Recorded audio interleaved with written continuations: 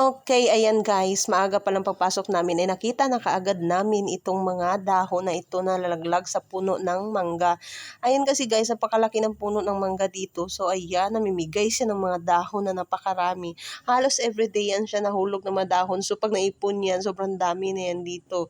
So dahil naisipan namin maglinis, ayan, tinulungan ako ng batang maliit para maglinis at dumampot na rin siya ng mga dahon guys. So ayun, hindi ako mahirapan ito mag-ipon kasi inipon niya na kaagad doon sa basurahan. Wow! Nakakatuwa lang guys kasi may katulong na ako maglinis dito. Oh.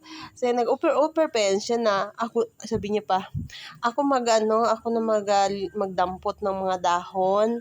Pag naipon mo, damputin ko. Kasi sabi ko, sige, okay, ikaw na bahala.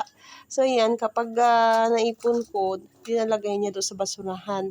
Hindi ko alam kung bakit sinipag din siya kasi ako nga sisipag din ako ng time na yan dahil nga ang daming dahon. So ayan yung aking kasama yung mga nag-a-assist sa aming kliyente habang ako naman dito ay naisip ko linisan yan. So yan na siya guys. O tingnan niyo naman napakalinis na. Mas maganda tingnan pag malinis, maaliwalas, di ba? Kasing aliwalas ng mukha ko. So yun guys, nakakatuwa lang na kapag napaglinis ka, nako, talagang malinis din yung utak mo. Ayan, katuwa, di ba? Ayan, balik na ako sa aking opisina. Thank you guys for watching.